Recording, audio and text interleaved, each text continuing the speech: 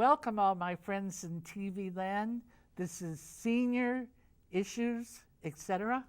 I'm your host, Vita Verdon. Let it snow, let it snow, let it snow. We're filming this in February, and we have had more than our fill of it, but the show must go on, and I got a nice treat today. This lady that I have with me, sitting at my right-hand side, she is just a fresh meat engagee. This is Valentine's month, and she got engaged on the 15th of February, and I'm going to insist that she show her ring. It is gorgeous. Now, her name is Allie Solomon, and she is a physical therapist for seniors, and she does her job at Advocate Condell. There's a lot of Advocate Condells around. She happens to be, we're in Libertyville, and she happens to be in this northwest area, which is 30 miles outside of Chicago. So we're going to find out. I go for the lowdown on everybody. We're going to find out where she comes from, what she does. We'll find out everything about her. Allison, it's so nice to have you on the show. Nice to meet you. I'm going to call you Allie. I think Absolutely. that's what everybody calls you. Okay, now where were you born? I was born and raised in Lake Forest, right up the road. Never got too far away from there. And where did you go to school? For physical therapy school, I went to Marquette University in Where did you go Milwaukee. to grammar school? We like to go all the way We're going back. all the way back. I went to Sheridan School for grade school, and then I went to Woodlands Academy for high school, and then Marquette University for college. And that's where you got your degree. Correct. All right, so now what is your actual title? I currently am a senior physical therapist at Advocate Condell. And before we go into that, first of all, I know you just got engaged. We're filming on a Monday, and just this last Saturday. Now, first of all, hold this up. I don't know if the camera can really capture how beautiful this is. It's a diamond, and what are those little Sapphires on either side. And there's sapphires on it. Yeah. It's just a lovely, lovely setting. We wish the best Thank to you. Thank now, what is his name? What is your fiance's name? His name is Jay. All right. I want you to look right in that camera, and we don't go for any little pics. Well, here we're big. We go great big ones. So you give him your best shot right in that camera. This is for you, Jay. That's a good one. All right. Now we'll get back to what you're going to tell us about, and that you are a physical therapist for seniors at Advocate Condell, right? So I think what our audience would like to know is, what is that?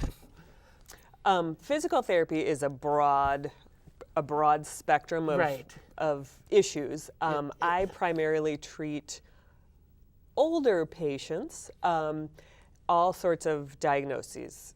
After a total knee replacement, a total hip replacement, we see a lot of patients with balance issues. And probably the majority of the patients that I see have back pain, either before surgery or after surgery. So a little bit of everything. All right. Now, do you just do land therapy, or do you do land and water therapy? Luckily, the facility that I work in has a warm water pool, so I see my patients both on the land, but also in the water. Well, the audience out there, they've gotten to know me, and that I have an enormous plate in my leg because I broke my femur in about 100 pieces, and this is my second plate in my leg.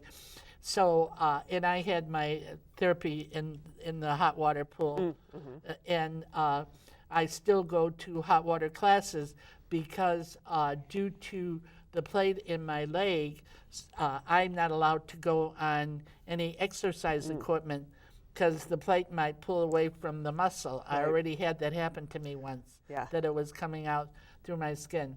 So, well, the first area that we'll go into is a little bit about hot water therapy, okay? So maybe you could start there and talk a little bit about that, what the hot water does for the person. Sure. Like let's take, for example, a knee replacement. Absolutely. So the warm water pools that we use, the one that you use, they try to keep the temperature about 93 to 96 degrees. They found that that's kind of the most therapeutic. Simply by being in the water, you take away a lot of the weight bearing that can contribute to the pain. So it's a more comfortable place to exercise, as you know. The warm water helps the muscles relax a little bit, making it easier to stretch and, increase the mobility in the joints. Will that open? Is when you say relax, does that mean open?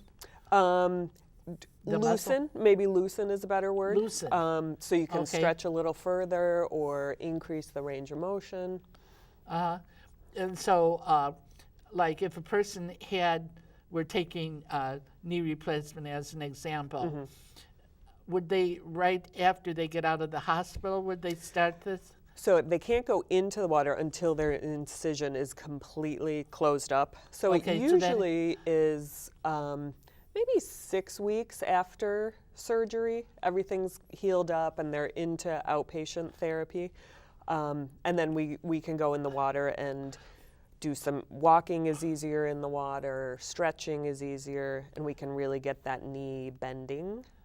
Now, you're using the water to strengthen? Using the resistance of the water to help strengthen. Okay, now, do you work with patients while they're still in the hospital? I do not. That's a hospital. That's a separate area of treatment. That's what I wanted to get the distinction. So we started with the water. Let's go to the land therapy. Okay, this person coming out, we're still dealing with the knee. So I always think that I'm lucky because the patients who come to me after a knee replacement, they've done a lot of the hard work already. By the time they get to outpatient therapy, which is where I am, they've already got some of their knee range of motion, which is the first thing you have to get back, the straightening and the bending. So the therapists in the hospital and then at the rehab centers, they have the tough job of kind of forcing that range. Okay, so I want to recap this. So there's the person goes in the hospital, that's called inpatient therapy, and you're distinguished to outpatient therapy. Okay. So you have them at this stage. Now, say a person couldn't get to the facility. Do you go to the houses? Yes, they have kind of the typical course after a joint replacement. They're in the hospital for a couple of days. Then sometimes they go to an extended care facility like a rehab facility for a week or two. A nursing home. A nursing home facility that has rehab facilities available. Exactly. I know in this area, the Winchester House and several other nursing have in-house therapy, just on a temporary basis. Exactly. And then when the people go home, oftentimes they'll have a home health therapist come 2 or 3 days a week for maybe 2 weeks. And then typically they're ready to come to the outpatient therapy. Well, there's a couple of questions here. I know that as a senior we have Medicaid and we have a supplementary policy. Okay. Now on this therapy, does this require a doctor's script? It does. In the state of Illinois, because that's one of the questions that people call and ask Absolutely. And people call our facility all the time and say, I want to come for therapy. And the first question that we ask is, do you have a doctor's order? Insurance companies only reimburse for therapy with a physician's order. Okay. Now, another question that I have. Okay, this requires a script from the doctor. Okay, does this go... Is it a certain amount of time, or is it dependent on the patient, the therapy, and it has to get to a plateau, or maybe get then another prescription? Is it differ with each patient? Yes, every patient's a little bit different because everybody responds differently to their surgery and to therapy. So everybody's unique and requires a very specific plan for themselves. Medicare has some pretty strict guidelines that we have to comply with, and their guidelines are that the patient needs to be making functional progress. So as long as somebody is making functional improvements, increasing the distance they can walk or increasing their independence, Medicare will reimburse for therapy up to a certain limit. So that means, like, from the first time the person has come in for a therapy to, say, like 6 weeks later, there has to be an improvement. Absolutely. Okay. Now, with an improvement, does that require a new script from the doctor? Again, the Medicare guidelines are we get the initial order from the doctor, and then we set a plan of care, which could be anywhere from 2 weeks to 3 months. And as long as they're within that certified plan of care from the doctor, once the plan of care is finished, then we have to get a new prescription or an updated note from the doctor. Okay, well, we're going to come back to this subject, but right now I'm going to go into Vita's Pearls of Wisdom. Okay, on our Pearls of Wisdom, the first thing that I'd like to talk about is, you know, I'm 81. Most of us on the show are seniors, and we're up there. We have to take care of ourselves in this kind of extended, frigid, ultra snow, ultra ice weather. And so one of the biggest things is falls. You know, what I've advocated to you is about take care of yourself, and in weather like this, please use a cane. And not only use a cane, but you can go to a medical supply place. I've taken my cane and showed you several times, but I think it's worth repeating to you. And there's a little element you can take. It only costs $10. And what it is you put it on the end of the cane, and you could flip it up, and it's like prongs that go down into the ice and go down into the snow, and it will establish you. Because if you don't take care of yourself, nobody around is going to take care of you. You're responsible for your own behavior, and we're living longer, so we have to learn how to be cautious in this weather. Take care of yourself, take your vitamins, eat right, you know, don't overdo certain things, and keep yourself drinking that water, because that flushes all the impurities out of your system. You have to keep yourself hydrated. That's an important thing, and you have to remember to do that. Take the responsibility. Have your medication doled out in such a thing that it's just automatic, so you won't forget it, and put it someplace where you're going to be eating. And take your vitamins with food, or else the only thing you're giving vitamins to is your toilet, because it'll flush right through you. Now, you have to do these things in order to keep yourself safe, because remember, our goal is to live forever. Now, we've started on Facebook. I want you to go on to Facebook, and that is facebook.com/senior issues, etc., etc., and give us some response. Okay, we've grown in our stature. We welcome Lake Forest and Lake Bluff.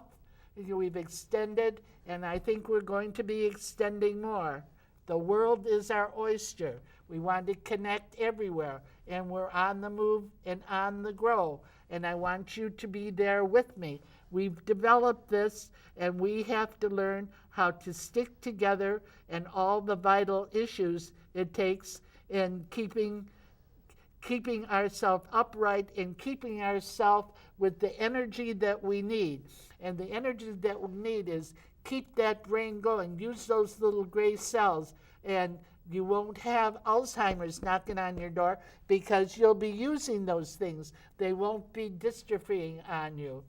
And you know that we've grown close over all these past years, and so I think things that affect me affect my crew. I have the best crew ever that they stick with, and they're as committed to this as I am. And so we want to stay safe, stay alive. That's the goal, stay safe, stay alive, and find out all the things that it's necessary to stay vital, and volunteer in something, because we're advocates of volunteering. That keeps that youth going in you, because it keeps that energy going, because you're getting back. Now we're going to get right back to Allie and find out. Now, I have a theory, and you have a theory, and before the show we agreed. The biggest problem with seniors, and I find this is the biggest problem with myself, is balance. Mm-hmm. Let's go into this area of balance and see what we can conquer here. Yes. Okay? Yes. We unfortunately, I see a lot of people after they've fallen because of their balance. So we look at a lot of different things with, hopefully the goal is preventing the accident before it ever happens. And there are a lot of risk factors that can lead into balance problems.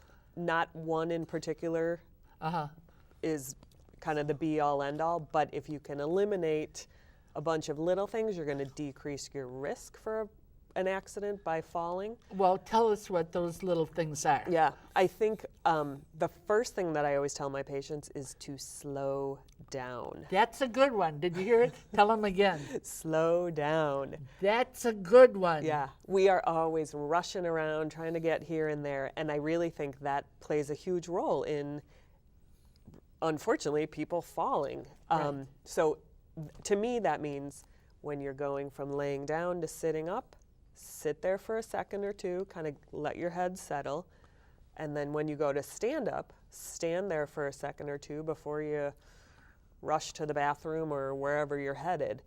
You know, if you're running out the door, slow down a little bit. Give yourself a little extra time so you're not having to rush.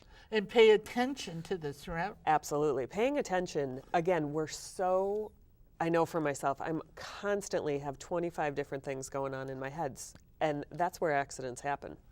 So if we can slow down, pay attention, focus on what you're doing, it's going to prevent a ton of things.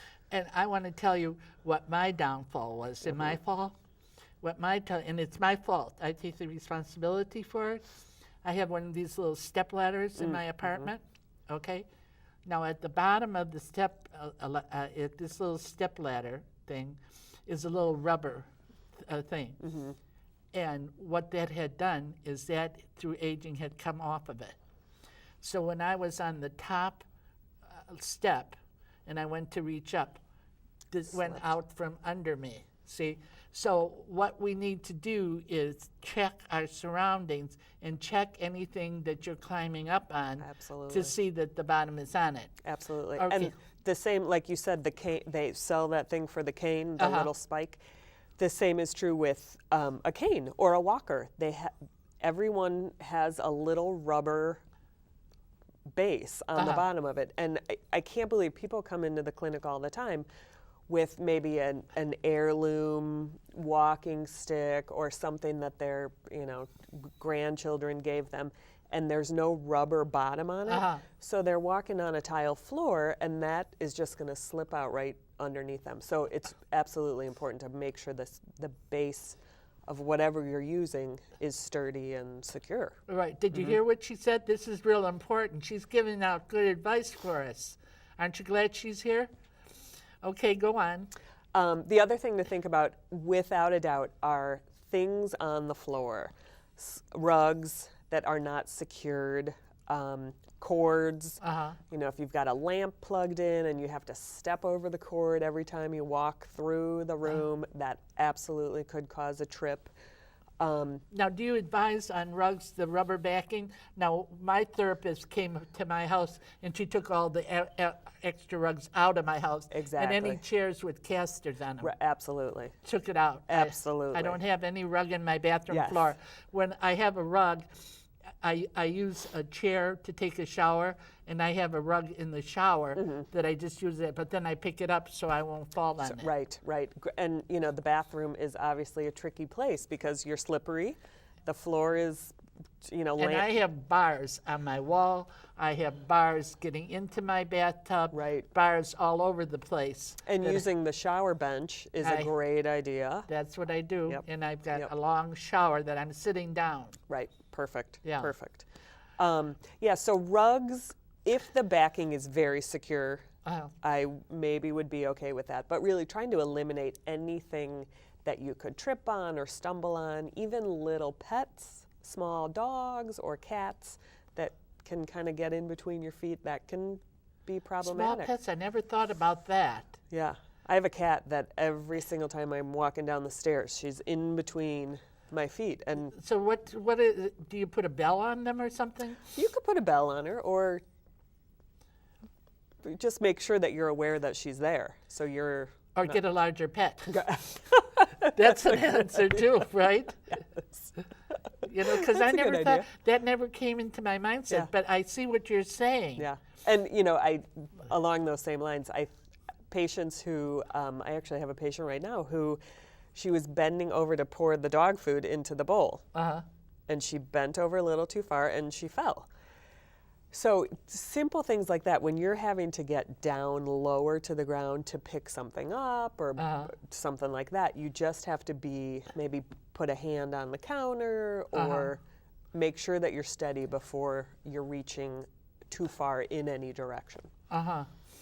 Now, like, I know it's like sciatica is a big problem with people, you know, and I know that, well, one of the things that happens to me, and I have found my cure for it, is since I have this plate in my leg, I've had to reuse, it's like I have a creaky door. Sometimes when I get up in the morning, I feel I should use that W2 oil and oil my joints, you know, because they're creaking so much, is that I favor my one leg.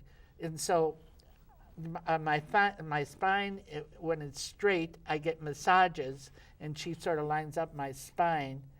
But then I favor it, and it kind of goes out, and then I'm not in the same balance, you know. Yeah. So maybe there's exercises that one can do. Sure. Do you? Another thing to really keep people safe is being flexible and strong. If your joints, like you said, they get a little creaky and stiff, if they don't know where they are positioned in space, they can't react to the way that they're supposed to. So some simple, you know, weight-bearing, gentle exercise is really going to help across the board.